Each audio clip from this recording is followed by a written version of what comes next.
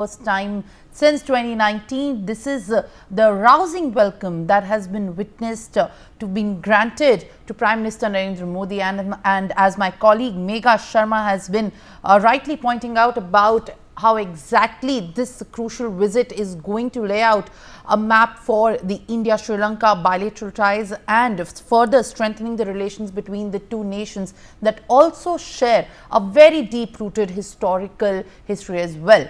Now, if we talk about how exactly as Prime Minister Narendra Modi landed in Colombo, Prime Minister Narendra Modi upon his arrival in Sri Lanka received a special welcome. 6 top ministers of Sri Lanka received PM Modi at the airport. Sri Lankan ministers Vijitha Herath, Nalinda Jayatissa, Anil Jayantha, Ramalingam Chandrasekar, Saroja Savithri Paulraj and Chrishantha Abeysena have received Prime Minister Narendra Modi at the airport. Meanwhile, PM Modi will receive a guard of honour at Colombo's Independence Square Day. While Prime Minister Narendra Modi is set to formalize a talk with Sri Lankan President Dissanayake at the Presidential Secretariat, the Indian delegation includes External Affairs Minister S. Jaishankar, National Security Advisor Ajit Doval and Foreign Secretary Vikram Misri. When we talk about, in fact, the focus on the bilateral talks, where Prime Minister Narendra Modi and Anurag Kumar Dissanayake will inaugurate several India-backed developmental projects, and it is going to witness the virtual groundbreaking for the Sampur Solar Energy Project. 8 memorandums of understanding are expected to be signed during this key visit.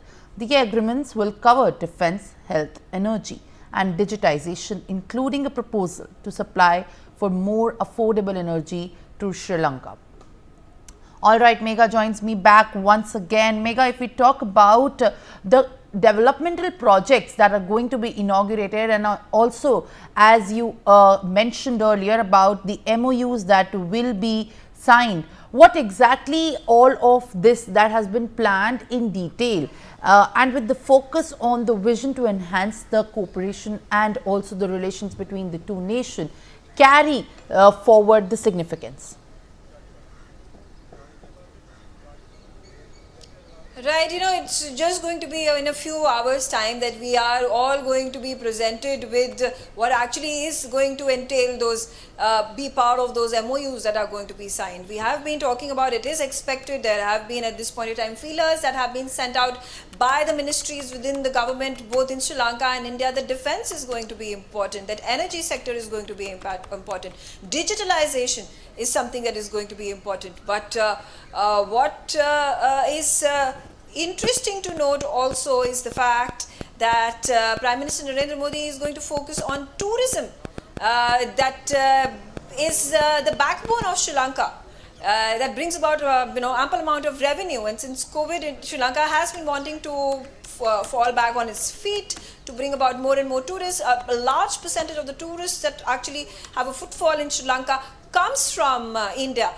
So that's extremely important for Sri Lanka, and in India wants to move forward in building those culture ties, building those people-to-people ties.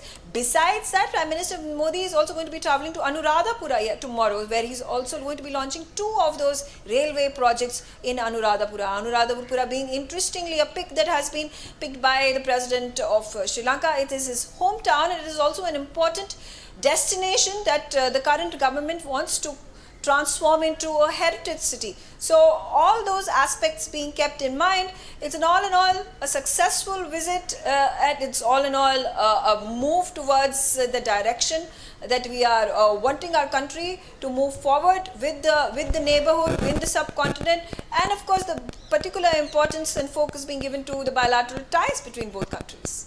Well, definitely. Prime Minister Narendra Modi's